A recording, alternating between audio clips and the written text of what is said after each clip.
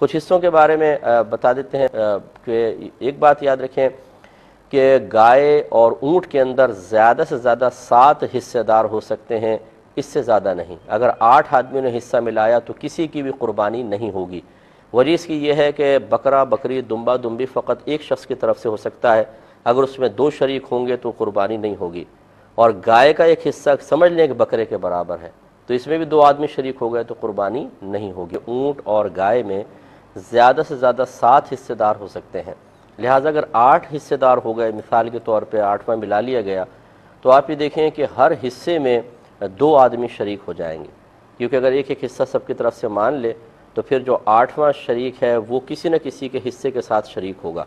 اور چونکہ ابھی یہ حصے مکس ہیں، ایک ساتھ ہیں، ابھی تقسیم تو ہوئے نہیں، تو گویا کہ یہ 8واں ہر ایک کے حصے میں شریک ہے، اور جب ہر ایک کے حصے میں شریک ہے تو ہر ایک کے حصے میں کم از کم 2 آدمی شریک ہو گئے۔ تو جس طرح ایک بکرے میں 2 آدمی شریک ہو جائیں، 2 کی طرف سے اس کو منسوب کر کے ذبح کیا جائے، قربانی کی جائے تو نہیں ہوتی، اسی طرح ان سب کی قربانی ضائع ہو جائے گی۔ لیکن یہاں وضاحت یہی ہے کہ پیسے ملانا ایک الگ فعل ہے اور قربانی کو منسوب کرنا ایک الگ چیز ہے۔ یہ ہو سکتا ہے کہ 10 آدمی مل کر ایک گائے کے پیسے، 10 آدمی نے مل کر پیسے ملائے اور گائے لے کر آئے، لیکن جب اس کے حصے مختص کرنے لگے، خاص کرنے لگے تو 7 کو ہی کیے کہ فلاں 3 نے کہا ہماری طرف سے نہیں، پیسے ہم نے بھی ملا دیے۔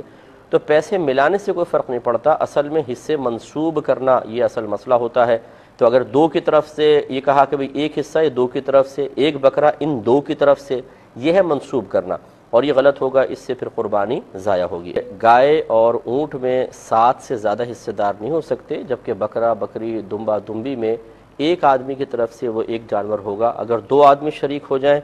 پیسے ملانے کے اعتبار سے نہیں بلکہ قربانی کرنے کے اعتبار سے، کہ مثال کے طور پہ میاں بیوی ایک بکرا لائے اور کہا ہم دونوں کی طرف سے یہ ایک بکرا، تو کسی کی طرف سے بھی یہ قربانی نہیں ہوگی۔ اب اگر ان دونوں پہ واجب تھی تو اب بھی واجب باقی ہے، یا ایک پر واجب تھی، اس نے چونکہ دوسرے کو شامل کر لیا، اس کی نفلی قربانی تھی، اس کی واجب تھی، دونوں ایک جانور میں شریک ہو گئے، تو یہ نفلی ہی بنے گی، اس شخص کا واجب ادا نہیں ہوگا اور یہ گناہگار ہوگا۔